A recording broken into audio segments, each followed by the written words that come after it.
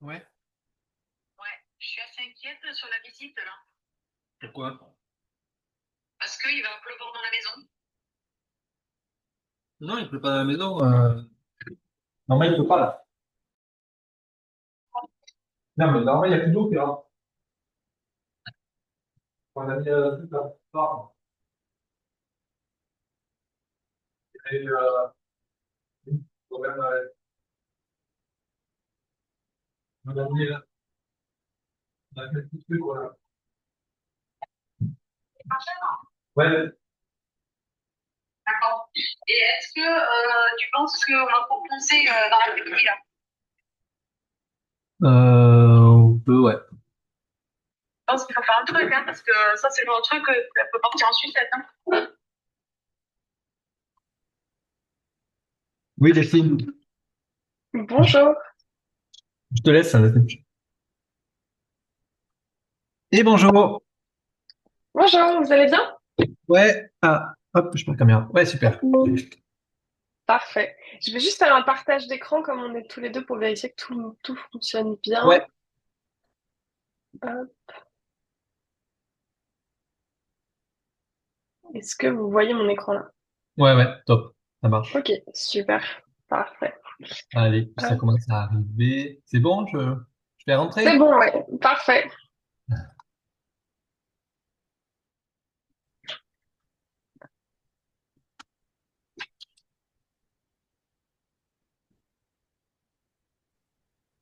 Alors, hop, comme ça va arriver.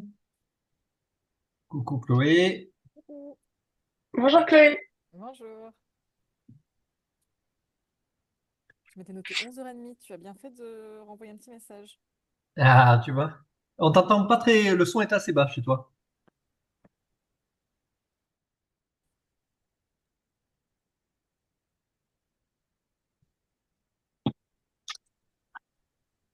Alors, oui, il y en a pas mal qui ne pouvaient pas ce matin, mais c'est ça que du coup, on va enregistrer tout ça. Ça, on va pouvoir rediffuser. On va attendre deux petites Ok, minutes parfait. et puis on va démarrer. Ok, Ah, parfait. est-ce que j'ai personne encore un sac à dos? N'est-ce pas? Ouais. Est-ce que j'ai un message?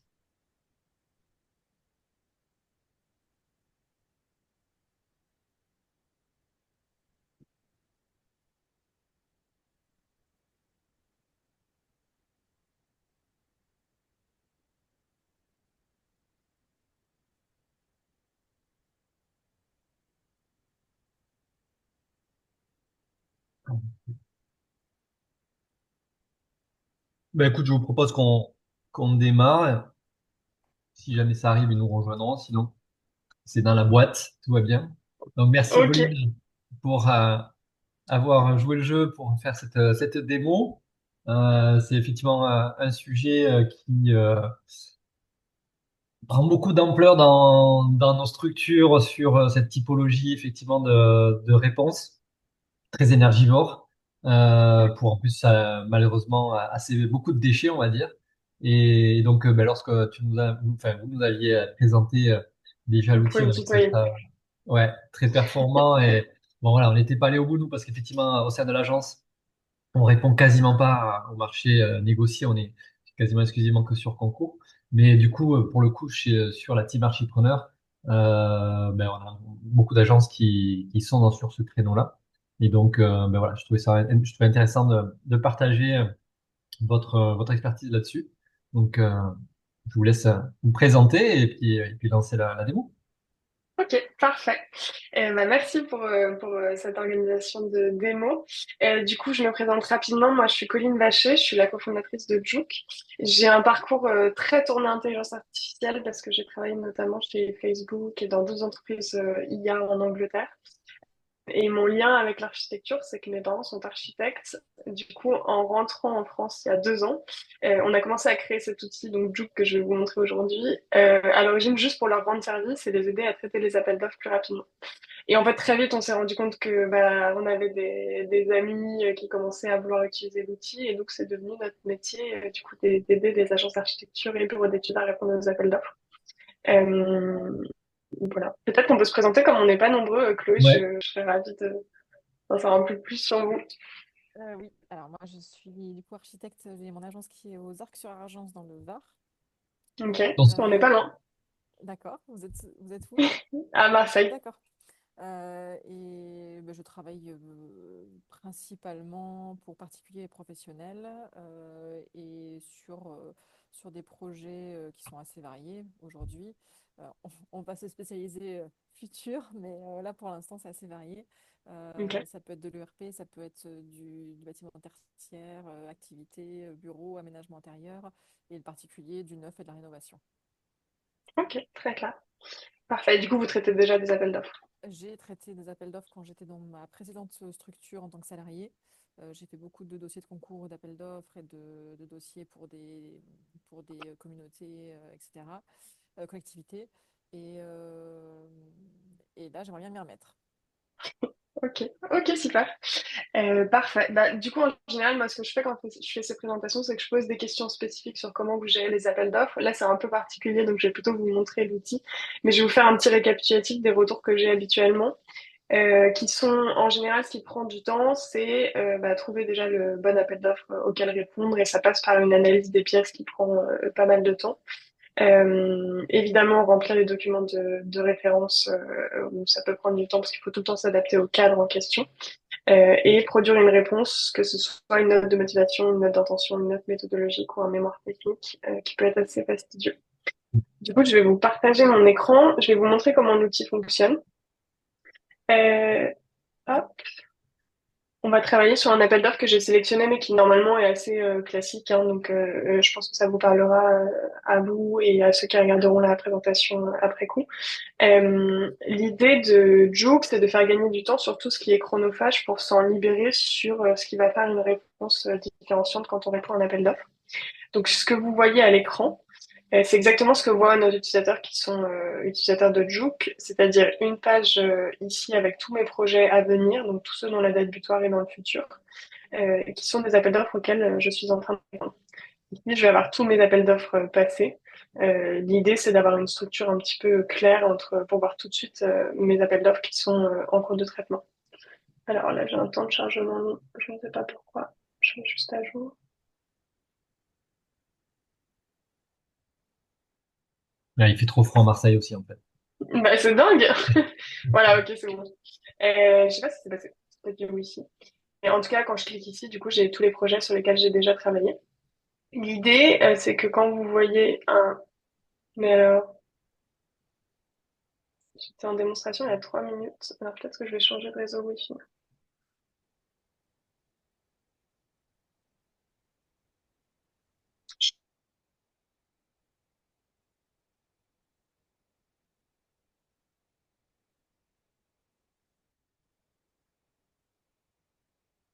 Ouais, peut-être entre la caméra et le partage, il a du mal. Philippe, Chloé, vous m'entendez? Oui, c'est bon. Ouais, c'est bon. Bon, je suis navrée, il doit y avoir une coupure de Wi-Fi de mon côté. On va essayer de faire au mieux. Mais en tout cas, du coup, ici, j'ai mes projets passés et ici, j'ai mes projets à venir.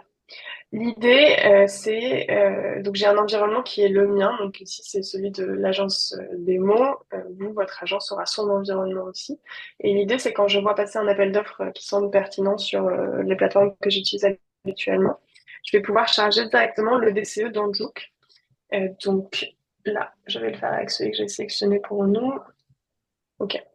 Donc c'était un appel d'offres qui était assez petit dans le sens où j'avais qu'un programme et un règlement de consultation, mais je pourrais charger tous les documents donnés dans le DCE, c'est-à-dire CCTP, CCAP et tout autre document, acte d'engagement annexe.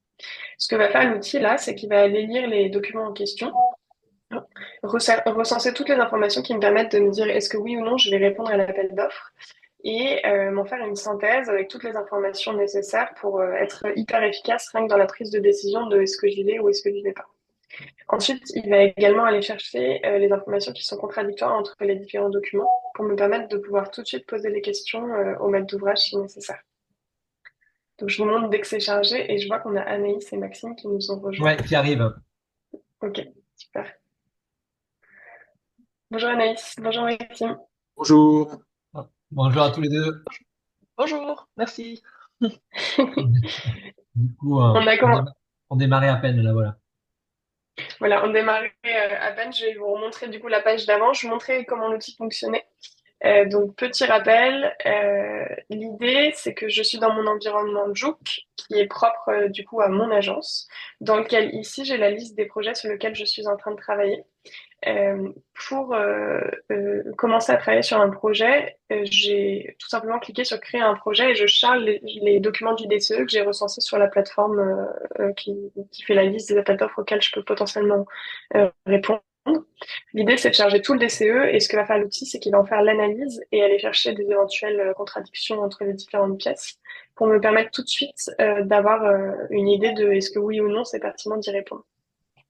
Donc là, c'est l'analyse qui a été générée. On en était là quand vous avez rejoint l'appel.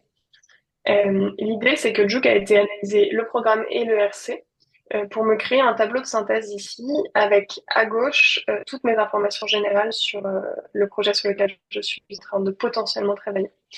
Donc je vais avoir le programme, le type de projet, quel budget, quelle prime de participation, où se situe le site, est-ce que j'ai une visite de site à faire, la superficie, le calendrier, les différents lots. À chaque fois, si j'ai besoin d'aller creuser les informations qui sont affichées ici, je peux cliquer sur la petite source pour aller voir précisément dans les documents qui ont recensé cette information où elle était située. Sur la partie droite, je vais avoir mes conditions de participation.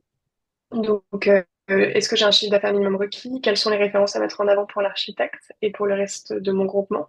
Est-ce que j'ai une exclusivité? Quel est le groupement à constituer? Des obligations, les certifications requises. Donc ça, c'est cette colonne, c'est les conditions de participation. Et enfin, ensuite, je vais avoir la liste des documents qui sont à rendre en phase candidature avec les critères de sélection et même information sur la phase projet avec les critères de sélection. Toujours avec cette notion de source où je peux aller cliquer dessus pour aller voir précisément dans les documents où l'information a été recensée. Donc ça, c'est pour mon tableau de synthèse et je vais avoir également une synthèse qui sera générée à partir de l'analyse de tous les fichiers de mon DCE qui cette fois-ci est plus programmatique. Elle est basée globalement sur le résumé du projet et pour aller tout de suite identifier les facteurs critiques de succès. Toutes les informations qui sont importantes à avoir en tête pour pouvoir bien répondre à l'appel d'offres et surtout être capable d'identifier les risques pour pouvoir faire une réponse qui parle au maître d'ouvrage. Donc ça, c'est une synthèse plus, disons, un récit du projet en question. Ce que font la plupart de nos utilisateurs, c'est qu'ils téléchargent ces analyses au format PDF une fois qu'ils ont décidé après lecture de répondre à l'appel d'offres et partagent ces PDF avec les potentiels membres du groupement pour permettre aux co-traitants aussi de répondre rapidement pour se dire, OK, on est prêt à y aller avec vous ou non, puisque cette analyse est préfaite pour eux. Ouais. Donc ça, Oui, c'est pour la ça donne de suite partie, une vision 360 du projet et d'aligner les co-traitants avec, quoi. c'est ça, exactement. Mm. Et je Ok. vous l'ai pas dit, bien sûr, mais on peut modifier les informations qui sont ici en rajoutant nous-mêmes des sections si ça peut être pertinent pour les co-traitants ou pour les différents membres de mon agence sur lesquels je travaille, avec lesquels je travaille sur Jook. Donc ça, c'est au niveau global. Donc c'est tous les fichiers de manière croisée. Et après, en revanche, si j'ai besoin d'avoir une analyse juste du programme, par exemple, je vais avoir mon programme ici qui est chargé au format PDF et une synthèse qui sera faite sur ce document-là. Pareil pour mon accès ici, qui était l'un des documents du DCE, où je vais avoir une synthèse qui sera sur ma partie droite. Donc ça, c'est ce que fait l'outil de manière automatisée à chaque fois. Après, si j'ai besoin de poser des questions supplémentaires, j'ai accès à un assistant ici qui est connecté directement au fichier du DCE. Après, je peux aller poser soit une question que j'écris, soit des questions qui sont préfaites ici. Nous, on fonctionne avec des agents d'intelligence artificielle. Donc, il y a un outil d'intelligence artificielle qui va aller lire tous les documents et un autre qui va m'écrire un récapitulatif qui est hyper précis avec à chaque fois les sources pour faire en sorte d'avoir bien en tête toutes les contraintes liées au projet. Donc là, vous voyez, je lui ai demandé les contraintes. Il m'a répondu les contraintes budgétaires avec la source et l'article précis dans le RC, les contraintes fonctionnelles et d'usage, les contraintes d'implémentation de site, contraintes environnementales et architecturales. Voilà, donc ça c'est l'idée. Ça va aller chercher dans tous les documents de manière croisée, mais si j'ai besoin d'aller échanger qu'avec un seul de ces fichiers-là, je peux désélectionner l'autre et commencer à discuter uniquement avec le RC. Ça, c'est particulièrement utile quand, je sais qu'on a des utilisateurs qui l'utilisent comme ça. Quand vous avez différents diagnostics, par exemple en 2010, en 2025, vous pouvez sélectionner ces deux-là et voir l'évolution tout de suite entre les différents fichiers. Hmm. Donc ça, c'est pour l'assistant. Et donc, globalement, c'est pour l'analyse qui va nous permettre, en fait, de changer ce statut de en cours d'évaluation à OK, après analyse, on se dit que c'est pertinent, on a nos chances, et donc je vais pouvoir passer ce projet en cours de réponse puisqu'on a décidé d'y répondre. Je vais Colline, une juste petite question. Est-ce qu'à travers aussi cette analyse, on pourrait formaliser un scorecard? ce qui est le plus pertinent pour vous comme appel d'offres auquel répondre. Oui, effectivement, Oui. si, tu vois, si on s'est fixé une grille de 5, 4, 5, 6 items à analyser, qu'on puisse le noter, Alors, ce qui, est-ce que cette synthèse-là peut se transformer en scorecard ou pas? Oui, la plupart du temps, les informations qui sont ici à l'écran, c'est celles qu'on a définies avec les agences d'architecture avec lesquelles on a commencé à travailler. Donc, normalement, toutes les informations apparaissent ici. Ceci Hmm. dit, on s'est rendu compte qu'on avait des utilisateurs qui allaient un peu creuser davantage en posant des questions à l'assistant dans cette partie droite. Nous, Ouais. ce qu'on fait quand une agence devient utilisatrice, c'est que 3 semaines après la mise en place, en général, on fait un petit point pour définir s'il y a des informations complémentaires qu'elles vont chercher à chaque fois. Et dans ces cas-là, Hmm. on rajoute des blocs en fait dans cette section analyse. Ok. Euh, le but à terme, c'est effectivement de pouvoir donner des tendances directement pour vous dire, bah, en fait, cet appel d'offres-là, à 80%, vous avez des chances de le remporter. Mais pour l'instant, c'est quelque chose qu'on n'a pas développé. On essaye de faire brique après brique et faire en sorte à chaque fois de s'adapter aux besoins qui nous sont recensés. Ouais. Top. Ok. Je fais une petite pause ici, juste pour, comme on est assez, enfin, on est un petit peu monté, si vous avez des questions ou même avoir votre avis sur cette partie-là.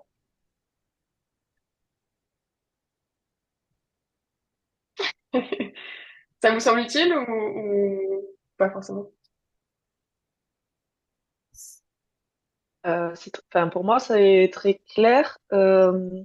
Après, alors je parle personnellement et pour répondre juste, mais euh, personnellement, je fais pas assez de réponses au marché public pour mettre en place cet outil-là à l'instant T. Ça sera Hmm. peut-être pas la même chose dans quelques mois ou quelques années. Mais par contre, après, ça me paraît très clair de pouvoir comparer. Je sais pas s'il y a après un historique, mais peut-être que vous allez l'expliquer après, s'il y a un historique et une comparaison des différents marchés auxquels on a répondu pour avoir un visu global de nos chiffres. Alors effectivement, l'idée c'est que ici vous avez tout l'historique donc qui est recensé par projet. Ils resteront quand vous serez dans les projets passés. Je peux revenir sur un projet auquel j'ai répondu il y a des mois pour voir le détail de chacun d'entre eux. Effectivement, ce qu'on a en tête, c'est de faire un système où à la fin de l'année, vous avez un peu un récapitulatif sur tout ce qui s'est passé, quels projets ont été remportés, parce qu'après, je peux changer mon statut de en cours d'évaluation à remporter, et pouvoir avoir une vision assez précise de qui sont les caractéristiques communes entre les projets qui ont été remportés. Pour l'instant, on l'a pas développé encore, mais l'idée, c'est d'en arriver là. Un peu comme, je sais pas si vous utilisez Spotify, mais qui vous fait un récapitulatif à la fin de l'année des musiques que vous avez particulièrement consommées. Bah, ça serait d'avoir un peu la même logique, mais avec des informations qui vous permettent de vous dire, bah, en fait, sur l'hospitalier, on gagne dans 80, bon, allez, dans 15% des cas, donc je vais peut-être plus me pencher encore sur l'hospitalier, notamment dans cette région et avec ces co-traitants-là. Hmm. Et est-ce que aussi cet historique-là a valeur d'auto-éducation du système, c'est-à-dire qu'effectivement, au fur et à mesure de l'interaction avec lui sur la réalisation des mémoires, je suppose que du coup, l'ensemble, l'agrément des contenus qui sont mis en place forge en fait aussi la manière de coécrire ces mémoires, non? Complètement. Je me suis arrêtée à la partie analyse là pour Ouais, vérifier que tout on va le était voir très après. clair, mais effectivement, il y a toute une partie mémoire et production de réponses qui est basée sur votre précédente réponse. Et plus vous itérez avec l'outil pour produire un mémoire qui vous semble top, plus ces informations-là sont utilisées par Jook pour se rendre compte que bah, vous, quand vous produisez la Hmm. présentation de vos intentions architecturales, vous le faites de cette manière-là. Et si en plus le marché est remporté, on saura que cette manière est une bonne manière de faire et qu'elle doit être reproduite, en tout cas avec Hmm. ce maître d'ouvrage. Ok, top. Ok. Je vous montre du coup la deuxième partie qui est la production de réponses, que ce soit note d'intention, note de motivation, note méthodologique ou mémoire technique. L'idée, c'est que ici, dans mon environnement Jook, j'ai une partie qui s'appelle le coffre-fort. Dans ce coffre-fort, je vais pouvoir charger des exemples de précédentes réponses que j'ai déjà produites. Ce que va faire l'outil à chaque fois que je charge un exemple de réponse, donc on va prendre celui-ci par exemple, ce que va faire l'outil, c'est qu'il va aller insérer le document en question et il va à partir de ça faire une synthèse en fait des différents blocs de texte que vous avez déjà produits par thématique. C'est-à-dire que là, j'ai ma note de compréhension du programme. Juke va aller lire mon paragraphe que j'ai déjà fait sur cette thématique-là, qui présentait la localisation du projet, les résumés du programme, le zonage, etc. Et à partir de ça, va pouvoir créer des blocs de texte qui sont propres à mon agence et dont je vais pouvoir m'inspirer au moment où je refais une présentation de ma compréhension du programme en termes de structure et en termes de logique, donc dans la manière dont je réfléchis, dans la manière dont je produis mes réponses. Et ce que va faire l'outil également, c'est que pour chaque document en question, l'outil va aller recenser toute la structure de mon document pour me permettre au moment où je vais refaire un programme, pardon, un mémoire, s'en inspirer en termes de structure. Alors bien sûr, le réadapter au contexte l'appel d'offres que je suis en train de traiter, mais pouvoir s'en inspirer pour être sûr d'être le plus efficace possible quand je vais reproduire ce document-là. Donc, pour résumer cette partie document, ici, l'idée, c'est que je vais pouvoir charger les précédentes réponses que j'ai faites. Ça va permettre à l'IA de constituer une base de données de blocs de texte que j'ai déjà produits pour éviter en fait les copier-coller que je faisais à la main avant pour produire mon mémoire. Et également comprendre un peu ma patte d'agence, la manière dont j'écris et mon identité pour pouvoir s'en inspirer et reproduire des réponses plus efficacement. Donc je retourne dans mon projet qui était celui-ci. Ici, j'ai également une autre section qui est assez importante et qui fait la différence, c'est les fichiers support. L'idée des fichiers support, c'est toutes les informations qui ne sont pas dans le DCE, mais qui sont particulièrement utiles quand vous produisez une réponse différenciante à un appel d'offres. Donc ça peut être par exemple, si j'ai fait une visite de site, bah, j'ai fait tout un compte rendu de la visite de site, j'ai repéré des éléments qui sont importants. Je vais pouvoir charger ce compte rendu dans mes fichiers support pour permettre à l'IA d'avoir une connaissance absolue du DCE, de mes précédentes réponses que j'ai déjà faites, mais également des informations complémentaires que j'ai trouvées sur le projet. Une fois que cette partie-là est chargée, je vais pouvoir commencer à faire une réponse. Donc je vais vous montrer tout de suite comment faire. Je vais commencer par vous montrer je vais commencer par un mémoire technique et je vous Petite montrerai question en ensuite. attendant, Colline. Oui. Est-ce que, je m'en souviens plus, est-ce qu'il est capable aussi d'aller faire des recherches sur le web, sur la commune, sur les diverses publications qu'il pourrait y avoir au travers du projet qui est lancé, ou est-ce qu'on les fait nous en parallèle et qu'on lui amène? Alors, vous pouvez faire les deux, sachant que nous, on cherche à être particulièrement vigilants sur les recherches qui sont faites à l'extérieur sur le net, en fait, puisque l'idée, c'est que, je ne sais pas si vous avez expérimenté ça avec ChatGPT, par exemple, on a vu au départ de ChatGPT beaucoup de risques d'hallucination. C'est-à-dire que Mhm. les IA classiques, elles vont vous donner une information qui est statistiquement probable, mais qui n'est pas forcément vraie. C'est Mhm. pour ça que nous, on a vachement réduit, disons, l'espace pour l'intelligence artificielle, dans le sens où elle va chercher que dans le DCE. Et à chaque fois, on a un calcul de véracité de l'information qui est fait. Si on est en dessous de 100%, on l'affiche pas. Le seul moment où vous pouvez aller faire ces recherches à l'extérieur, c'est quand vous désélectionnez toute source ici. Dans ces cas-là, l'outil va chercher des informations à l'extérieur. On insiste sur le fait d'être hyper vigilant parce que autant on ne peut pas contrôler la source des informations qui sont données sur le net. Bien sûr, bien sûr. Ok, ok. Donc, Top. soit vous pouvez faire vos recherches ici, soit vous faites vos recherches comme vous faites habituellement et les charger ici dans les fichiers support. Ok, très clair. Et du coup, quand je vais faire mon mémoire technique, hop, je vais pouvoir sélectionner ici que je fais un document long. Donc, je vous montrerai la version document court juste après. Je vous montre d'abord le mémoire technique parce que c'est celui qui est un petit peu plus technique. Mais l'idée, c'est que un document long, c'est un document qui va nécessiter un plan, une certaine structure qui est souvent imposée par le maître d'ouvrage ou alors implicitement imposée selon les critères d'évaluation.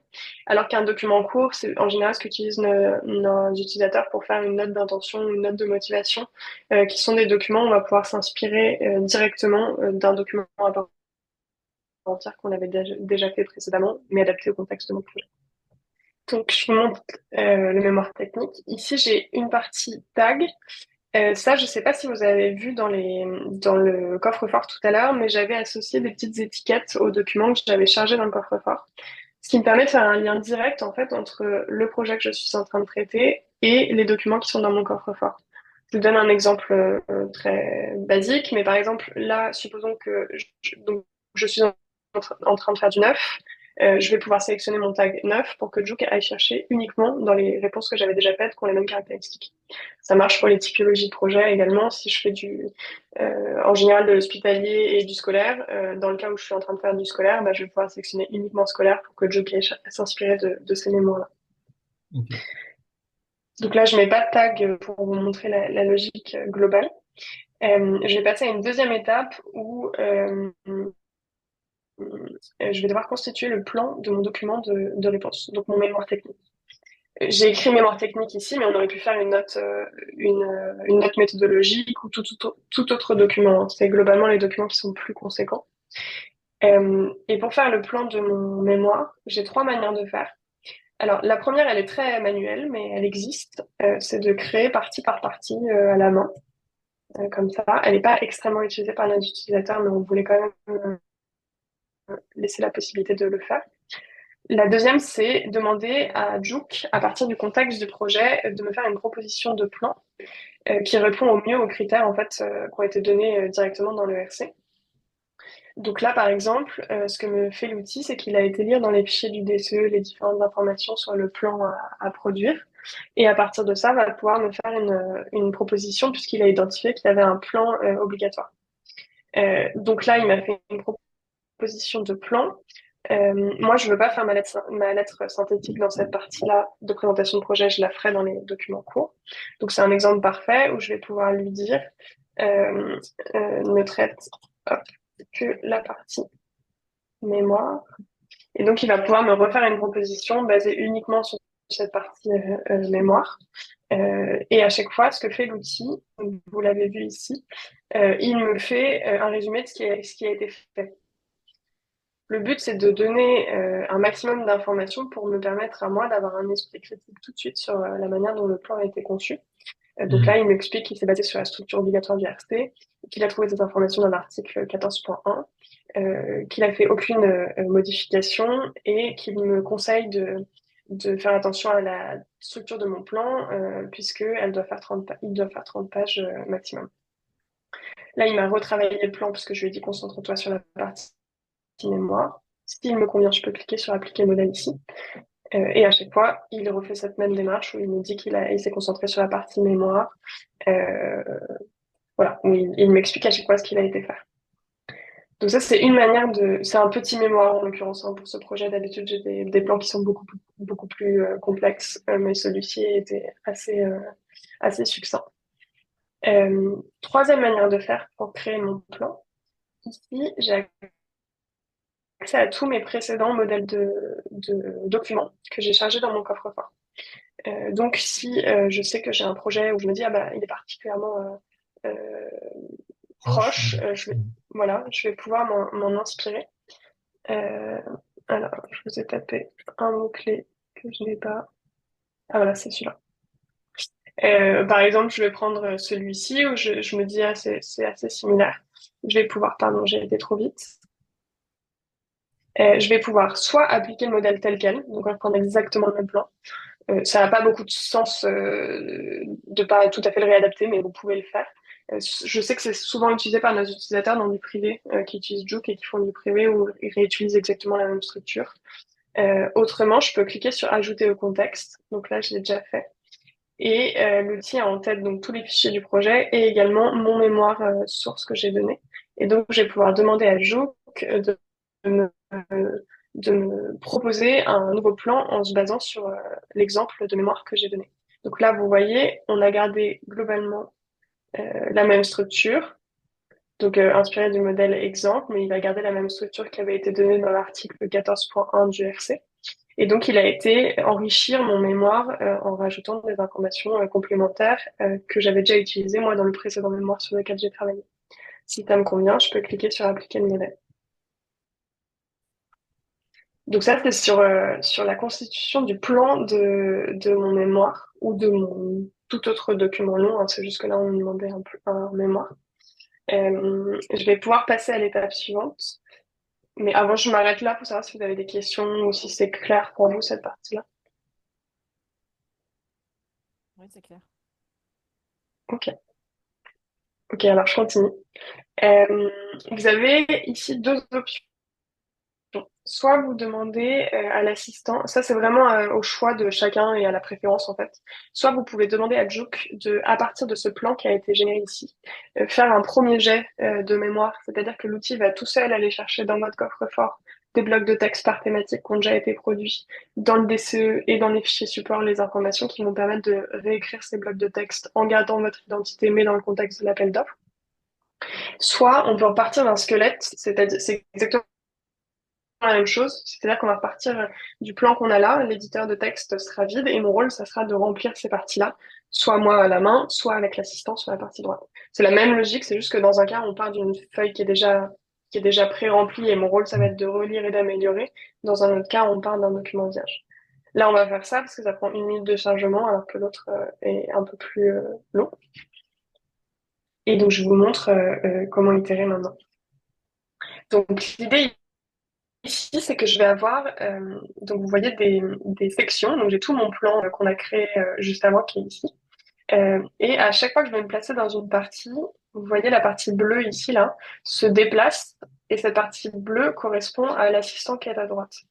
Donc je vais avoir accès en fait à la possibilité soit d'écrire à la main du texte et ensuite demander à l'assistant de m'aider à produire ce texte d'une manière un peu plus formelle tout en s'inspirant de mes précédentes réponses. Ça, je vais pouvoir lui demander de me faire un premier jet, hop, pardon, un premier jet en fonction de ce qu'il connaît du DCE et des informations dans mon coffre-fort. Donc pour faire ça, je vais pouvoir demander à l'outil d'aller écrire le contenu pour cette thématique-là. Et à chaque fois, c'est la même structure. Jour va aller chercher dans le DCE les informations propres à la thématique que je suis en train de traiter. Donc là, la présentation sommaire du projet. Puis il va aller chercher j'ai dans mon coffre-fort des informations sur des blocs de texte que j'ai déjà écrits sur cette thématique-là précise. Puis va aller, à partir de ça, me faire une proposition de texte que je vais pouvoir utiliser. Alors, je suis désolée, hein, c'est un peu plus lent que d'habitude, mais en fait, j'ai une coupure de Wi-Fi dans le bureau, donc je suis en partage de connexion sur l'outil là. Alors, je vous montre l'idée. Donc, c'est exactement ce que je vous ai décrit, c'est-à-dire que ici, Juke a été cherché dans les fichiers du DCE les informations. Ici, il a été recensé des exemples de réponses que j'avais déjà produites dans des précédents mémoires. Donc, je vois mémoire technique Coustou ou exemple mémoire technique. À partir de ça, il m'explique les facteurs clés de réponse sur cette partie-là basés sur les informations du RC, donc les critères d'évaluation. Et en vert, c'est son plan d'action, donc comment on va s'y prendre pour pouvoir répondre. Et en bleu, vous avez la réponse qui a été faite basée sur mes précédentes réponses. En dessous, vous l'avez vu tout à l'heure, à chaque fois, j'ai le résumé de ce qui a été fait, les sources, et donc quelles informations ont été réutilisées dans le DCE, quelles informations ont été réutilisées dans mon coffre-fort, et enfin l'adaptation, pour me permettre d'avoir un esprit critique sur ce qui a été fait et de pouvoir dire non, je suis pas d'accord, oui, je le suis. L'idée, c'est que l'outil, c'est un assistant pour être plus efficace, mais on ne veut pas avoir un effet boîte noire. D'où cette importance d'expliquer un peu tout ce qui est fait. Ouais. Une grande transparence en fait dans le déroulé de ce qu'ils proposent en fait. C'est ça. Et même, vous allez voir que si vous utilisez l'outil, parfois il s'arrête en cours de route et vous dit là-dessus, j'ai pas assez d'informations. Donc j'ai besoin que tu me donnes plus d'informations pour pouvoir aller plus Ok. loin, pour justement éviter en fait des réponses qui sont vides de sens. Mm. Donc là, j'ai ma section qui a été faite ici. J'ai cliqué sur insérer pour qu'elle s'intègre dans ma section à gauche. Et puis, si j'ai besoin d'écrire des choses, de rajouter des informations, je peux le faire. Donc, je peux le faire à la main et je peux également continuer à itérer avec l'outil en lui disant rajoute, rajoute une partie sur la localisation et l'environnement social du projet. C'est assez générique, hein, mais c'est juste pour vous montrer la logique. où par exemple je vais pouvoir ajouter ces informations. Et donc, à partir de ça, l'outil va pouvoir retravailler sa présentation. Et donc, il m'a rajouté une section ancrage territorial et environnement social sur ce projet-là. Si cette section-là, à nouveau, j'ai son explication. Si cette section-là, donc il me dit qu'il a ajouté le paragraphe ancrage territorial et environnement social en tête de présentation comme demandé, j'ai réorganisé la structure en 4 axes majeurs pour une relecture plus complète. Si cette modification me convient, je peux cliquer sur remplacer contenu et j'aurai toute cette partie à gauche qui sera mise à jour. Donc ça, c'est la logique section par section. Donc une fois que j'ai terminé cette section-là, je vais pouvoir passer à la suivante. Et à nouveau, j'ai mon assistant qui est présent pour cette section-là et qui va pouvoir m'aider à produire cette section. Il y a un dernier petit outil qui est assez utile dans cette partie, c'est un bouton qui s'appelle évaluer. Ça permet plutôt dans un second temps, quand j'ai amélioré mon paragraphe, que j'ai rajouté des informations complémentaire et que j'ai fait quelque chose d'à peu près finalisé, je vais pouvoir demander à l'outil d'aller évaluer la section que je viens de produire par rapport aux critères d'évaluation qui ont été donnés du maître d'ouvrage, ou il va pouvoir me faire une petite liste pour m'expliquer ce qui est bien, ce qui n'est pas bien, et d'éventuelles choses que je pourrais améliorer. Donc là, il dit qu'elle est super, c'est lui qui l'a produite. C'est vraiment plutôt utile au moment où moi, je retravaille énormément un paragraphe et je vais pouvoir vérifier que ça coche les cases. Voilà, donc ça c'est la logique. Pour l'instant, on ne montrait pas du tout ce qui est mis en page. L'idée, c'est que ce que font nos utilisateurs, c'est qu'une fois le texte a été produit et qu'ils en sont satisfaits, ils font un copier-coller dans leur propre modèle ou dans les cadres qui ont été imposés par le maître d'ouvrage. Ouais.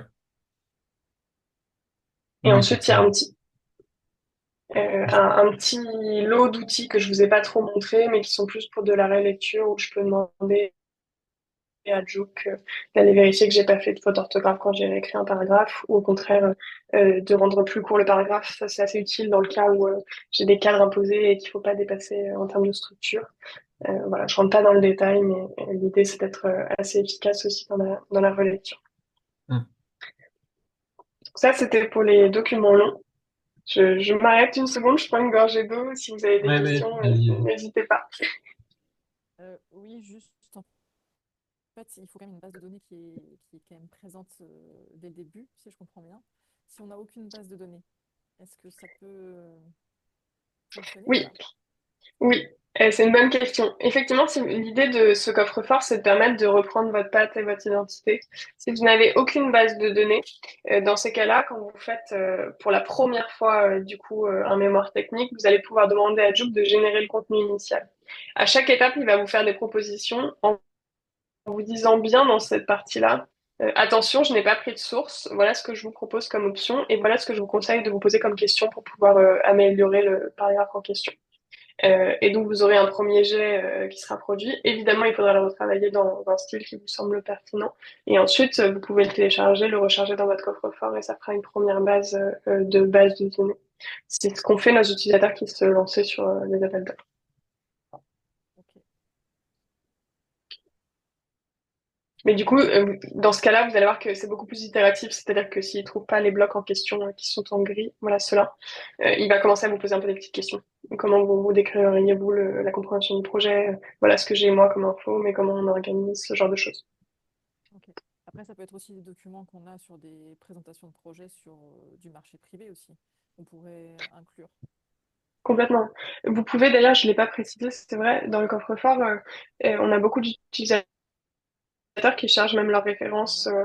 les co-traitants avec lesquels ils travaillent pour utiliser l'IA globalement en fait parce que ça fait aussi partie de leur identité en fait, d'une référence ou des groupements habituels pour s'en inspirer et produire du coup des paragraphes qui sont pertinents dans un moment. Parce qu'effectivement, il peut y avoir une partie, dans la partie méthodo, souvent, il y a un peu la demande d'organisation interéquipe, qui fait quoi et quelles sont un peu les compétences de chacun. Donc, effectivement, l'importance de pouvoir télécharger les éléments des co-traitants et qu'ils puissent aller piocher dedans, sur ces éléments. C'est ça.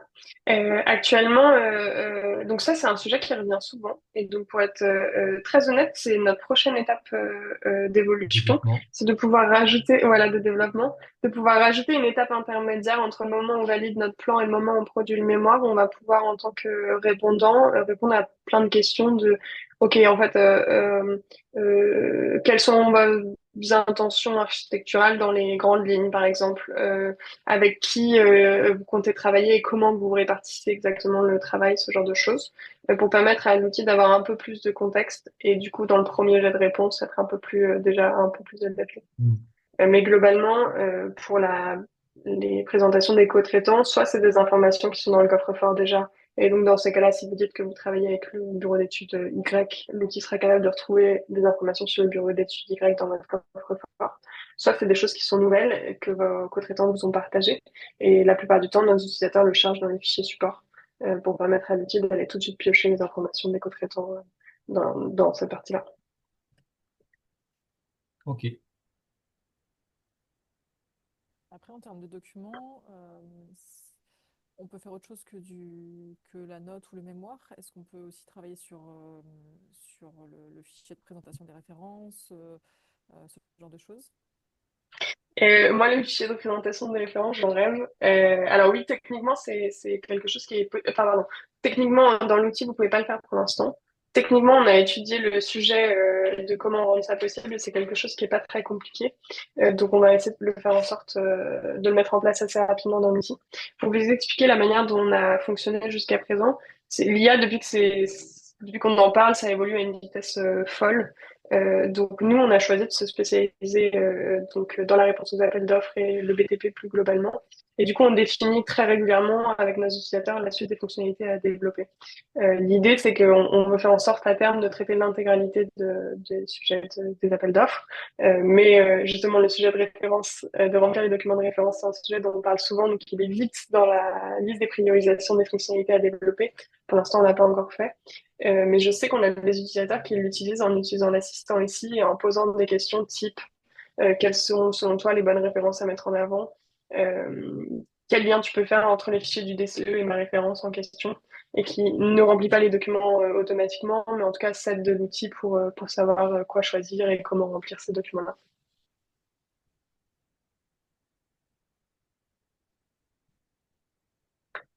Si vous n'avez pas d'autres questions, je vous montre la partie note d'intention, note de motivation. C'est globalement la même logique. Donc ici, je vais pouvoir dire que je vais faire une note de motivation. Oups. Ok. Et dire cette fois-ci que je fais un document court. Ce qui va changer pour mes documents courts, c'est que là, l'outil va me montrer tous les modèles qui sont des documents courts dans mon coffre-fort, donc des notes de motivation, des notes d'intention par projet. Et je vais pouvoir en choisir une ou plusieurs pour pouvoir m'en inspirer et demander à Jouk de me faire un premier jet, à nouveau avec ma batte, euh, basé sur l'appel d'offres que je suis en train de traiter, donc la construction de bureaux à Morlaix. Donc là, j'en ai sélectionné, on va dire, je vais prendre que celle-là, ouais.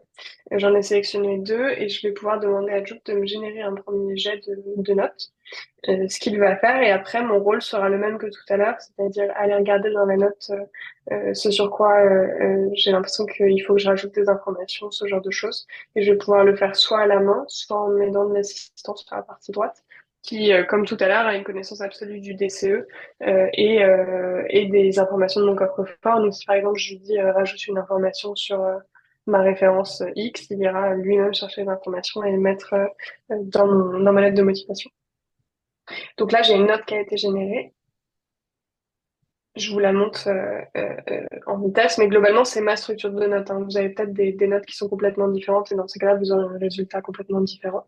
Oui. Mais l'idée, c'est que l'outil a été mettre en lumière toutes les caractéristiques vraiment propres à mon projet, avec les informations qui sont importantes pour y répondre au mieux. Et après, moi, si je veux faire des modifications, je peux le faire du coup à la main ici, donc, comme tout à l'heure, où je peux l'écrire directement. Ou alors, je peux demander à l'assistant qui a une connaissance de toute la note de travailler la note dans un sens ou dans un autre. Donc, je refais le même exemple que tout à l'heure, mais rajoute une introduction, on va dire. Introduction montrant qu'on a compris les facteurs risques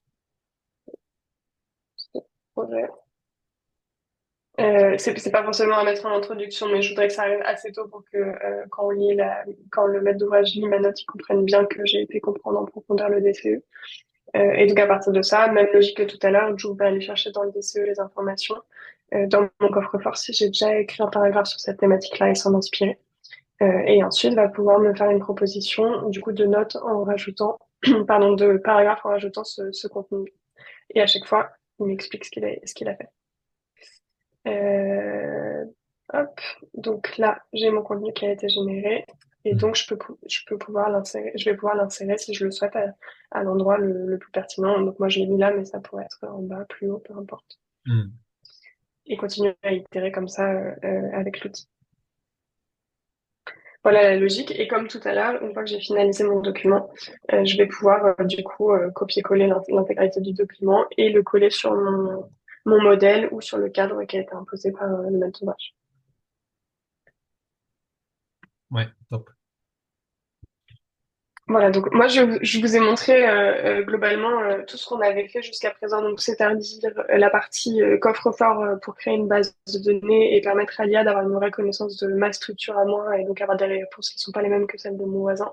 La partie analyse pour permettre de prendre une décision rapide, de répondre ou non à un appel d'offres et ensuite pouvoir creuser rapidement les différentes subtilités de l'appel d'offres et donc faire des réponses qui sont précises.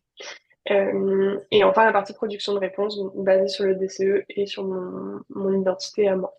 Et comme je vous disais tout à l'heure, nous, le choix qu'on a fait, c'est qu'on a développé ces trois fonctionnalités-là jusqu'à présent.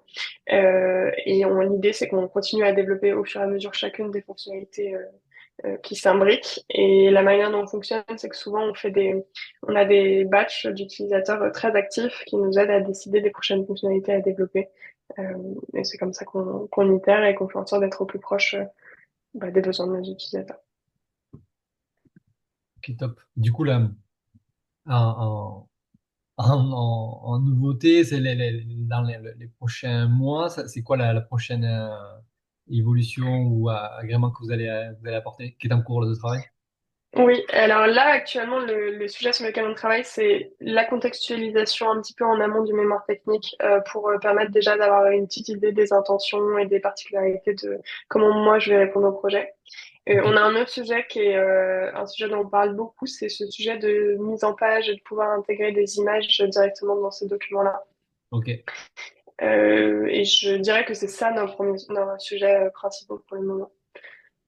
On a d'autres petites fonctionnalités qui nous plaisent bien, mais c'est presque plus pour nous faire plaisir. Mais on pensait à rajouter une section ici qui irait faire une espèce de fiche synthèse de l'appel d'offres avec des informations qui sont complémentaires faites automatiquement pour vous, c'est-à-dire des informations sur la commune, des informations sur l'actualité de, de la commune, par exemple de particularités un peu qui permettent d'avoir tout de suite un peu une vision externe au DCE. Hmm. Voilà, ça c'est pas très compliqué à mettre en place, c'est plus parce qu'on trouve ça sympa. Et du coup, sur la partie dashboard, vous l'aviez évoqué un peu tout à l'heure, effectivement, sur le récap un peu annuel, est-ce que du coup, ce dashboard-là, il peut être un peu détaillé? Effectivement, bien sûr, le nombre de candidatures répondues par secteur, par co-traitant, bien sûr, réussi par réussi, etc. Est-ce qu'il y a un peu des données, un peu de KPI qu'on peut sortir? Oui, complètement. Alors ça, on l'a pas encore développé. En revanche, on l'a dessiné, donc on sait exactement à quoi ça ressemblera. Ouais. Effectivement, il y a pas mal de KPI qui sont mis en avant. L'idée, c'est d'avoir une bonne vision en fait de ce qui marche et ce qui ne fonctionne pas et des caractéristiques des projets qui marchent et qui ne fonctionnent pas. Donc ça peut être Hmm. avec quel co-traitant j'emporte le plus de projets, ce genre de choses. Mhm. En revanche, ça, on ne le fera pas tout de suite pour deux raisons. C'est qu'en fait, ça demande un petit peu d'historique de chaque agence pour pouvoir faire cette analyse-là. Et nous, on s'est lancé il y a un an et demi. Donc, on a des agences pour lesquelles ça serait pertinent, d'autres où pour l'instant, c'est pas forcément le cas. Donc, je pense que c'est quelque chose qu'on fera plutôt en fin d'année prochaine. D'accord. Ok. C'est clair. Est-ce que vous avez des questions, les amis? Après, question pratique, sous quelle forme? Abonnement, j'imagine? Oui. Euh, et le tarif. oui, alors l'outil fonctionne sous forme d'abonnement. En moyenne, on a autour de 200 euros par mois pour l'outil, mais ça dépend du nombre de personnes dans votre agence, des fonctionnalités utilisées. Donc en fait, si c'est quelque chose qui vous intéresse, je ne sais pas si vous avez mon email, mais je vous propose qu'on définisse ça ensemble, parce que ça dépend en fait, tout simplement parce que les fichiers chargés ici, le nombre d'appels d'offres chargés dans les projets diffèrent, et ce qui diffère en termes de coût. Mais donc, il faut avoir en tête que c'est à peu près autour de 200 euros par mois. Et notre outil, il est sans engagement. C'est un choix qu'on a fait parce que on pense que un outil qui est utile, les agences restent naturellement. Et aussi, il y a quand même quelque chose de, comment on dit, conjoncturel aux appels d'offres, où en fait, peut-être que vous avez des mois où vous n'avez pas du tout d'appels d'offres à traiter. Dans ces cas-là, vous pouvez arrêter votre abonnement et il n'y aura pas de facturation. Oui, c'est quasiment presque au jeton à la demande, quoi, presque. Enfin, en tout cas, sur un mois, pas au marché, mais sur un mois, voilà. Vous pouvez planifier, maîtriser les périodes sur lesquelles, effectivement, vous êtes plus ou moins en démarche de réponse ou pas, quoi. Par contre, C'est ça. si on le joue comme ça, on récupère quand même les données. J'imagine si on se désabonne, on va dire, pendant 1 ou 2 mois et qu'on repart sur un abonnement, on va récupérer toutes les données de base quand même. En fait, vous perdez rien, sauf si vous demandez la fermeture de votre environnement. Dans ces cas-là, on ferme votre environnement et on supprime tout. Mais autrement, c'est comme si vous mettiez en pause votre abonnement. Donc tout reste là. Vous avez juste pas accès aux fonctionnalités de production écrite ou d'analyse, mais vous avez toujours vos projets. Ce qui est dans le coffre-fort reste stocké. Le but, c'est que ça soit efficace pour vous en fait de l'utiliser et si vous avez un appel d'offres à nouveau à traiter, réactiver et être opérationnel tout de suite. Ok. Effectivement, l'idée, c'est d'investir sur du temps gagné. C'est-à-dire qu'effectivement, si je garde l'exemple des 200 euros mois, bon, ça représente 2-3 heures par mois de boulot. Donc, effectivement, si vous êtes à deux, ne serait-ce que déjà 2 candidatures par mois, vous avez déjà largement rentabilisé l'investissement, quoi, puisque du coup, c'est des là, on le voit, allez, en passant 2 bonnes heures à la limite dessus, on peut arriver à boucler un dossier qui peut nous prendre 2 jours sans ce type d'outil. Donc, c'est le temps à passer, il est flagrant, quoi. Hmm. Et les retours qu'on a de nos utilisateurs, c'est qu'en moyenne, ils gagnent 6 jours de travail par mois. Ça reste enfin, c'est une moyenne, donc c'est des structures qui répondent plus ou moins à plus ou moins beaucoup d'appels d'offres. Mais globalement, sur un appel d'offres unique, les retours qu'on a, c'est qu'on y répond 10 fois plus rapidement. Hmm. C'est pas étonnant, ouais.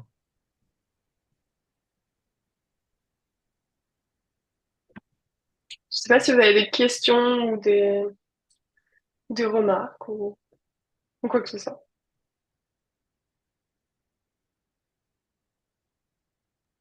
Non, Ok. ça va, c'était clair. Il n'y a pas de Ouais, j'ai contre, hein. l'impression. Alors là, en plus, il s'avère qu'effectivement, tous ceux qui sont avec nous aujourd'hui font très peu J'allais en ou parler. pas, ouais, ou pas encore, effectivement, les appels d'offres. On a quelques agences qui n'ont pas pu être là, mais qui ont déjà, voilà, qui font pas mal de réponses. Donc, du coup, ça sera plus parlant avec le replay. Mais on redébriefera de tout ça, ouais. Et puis, on désespère pas de trouver un accord pour que fasse une remise potentielle aux archipreneurs. C'est un cours. Ouais, mais oui, ok. On en parlera une prochaine fois, mais avec plaisir, oui. Oui, oui, voilà. Donc, vous aurez sûrement une ristourne de la part de Jouk pour l'équipe archipreneur. Mm. Ok, C'est super. OK pour vous? Ok, ok, merci beaucoup. Oui, ça va, c'est OK. Pour moi, c'est bon. Super. Mais écoutez, du coup, Super. on va vous libérer tous. Merci encore, Pauline, pour ce temps. Merci à Euh, vous, Philippe. je vous mettrai direct les coordonnées de Pauline là, sur le groupe. Comme ça, vous pouvez la solliciter en direct, parce qu'effectivement, il y a quand même une notion de personnalisation de l'outil. Et voilà, c'est pas chaque agence, en fonction de son besoin, peut effectivement plus ou moins personnaliser son outil. Donc, n'hésitez pas à revenir vers elle là-dessus et mettre en place ce type de sujet à l'agence. J'en Top. profite pour vous dire quelque chose que je vous ai pas dit, excusez-moi. Ce qu'on fait souvent quand on fait des présentations comme ça, c'est qu'on dit à tous les participants, si vous avez un appel d'offres qui passe et qui vous Mm. semble pertinent et que vous voulez qu'on en fasse l'analyse comme vous la voyez ici à l'écran avec la synthèse, envoyez-nous le fichier, on le fait pour vous, on vous renvoie toute la synthèse qui a été faite et vous avez gagné un peu de temps. Donc n'hésitez pas, on le fait avec plaisir avec tout pour les gens qu'on a rencontrés et qu'on a besoin d'un coup de main. Si. Top. Oui, Atricia, tu voulais dire quelque chose? Non, je disais merci pour la Ah, proposition. ok. Ça Ok, peut m'intéresser. Merci. Je ça t'en roule. prie. Super. Et ben écoutez, merci Super. beaucoup. Merci Philippe, à vous. merci et à Ouais, avec bientôt. grand plaisir. À très vite. Au Très revoir. vite. Bye bye tout le monde. Au revoir. Bye. Ciao.